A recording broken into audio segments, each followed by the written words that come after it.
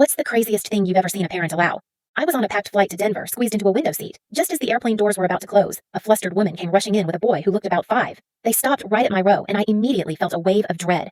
The kid pointed at my seat and shouted, "I want the window! I want the window seat!" His voice echoed through the cabin. The mom didn't say a word to correct him. Instead, she leaned toward me with a forced smile, the kind that screamed entitlement without saying it outright. "Would you mind switching seats? He'll scream the whole flight if he doesn't get the window." She said it like she was giving me a choice, but her tone made it sound like a done deal.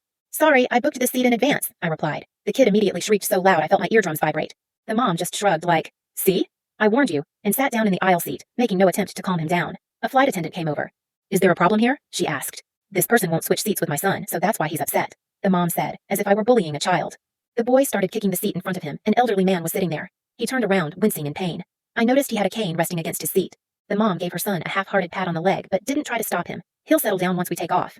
We took off to the sound of the boy sobbing. Then, I felt something wet hit my arm. The kid had squeezed his juice box on purpose, spraying it all over me. The mom looked up from her phone and said, "Ethan, don't spill your drink," but didn't take it away or apologize. About 20 minutes later, the boy unbuckled his seatbelt, stood on the seat, grabbed the book I was reading, and threw it on the floor. "Hey," I said. The mom took out one earbud. "What is it now?" "Your son just threw my book." She sighed. "Ethan, don't do that. Say you're sorry." "No, I want the window seat." She shrugged and put her earbud back in, returning to her movie. The elderly man turned around. "Would you like to switch seats with me?" he offered. Before I could answer, the mom jumped in. "That would be perfect. Ethan, this nice man is giving you the window seat." "Actually, I was offering it to her, not your son," the old man clarified. The mom's face darkened. "Well, then that doesn't help at all." The boy started kicking the old man's seat again, this time, even harder. The man winced in pain. "Ma'am, your son needs to stop. I just had back surgery," he said. "He's 5, she snapped. "He's full of energy. What do you expect?" A flight attendant came over. "Is there an issue here?" "This kid keeps kicking my seat. I just had surgery," the elderly man explained. "Ma'am, please make sure your son doesn't kick other passenger seats," the attendant said firmly. "Everyone's attacking me just because my child is a little energetic," the mom shot back defensively. While they were arguing, the boy grabbed my water bottle, twisted the cap off, and poured the entire thing onto my lap. I jumped up, soaked. "Are you kidding me?" "It was an accident. Don't yell at him," she said coolly. "It wasn't an accident. He looked me dead in the eye when he did it."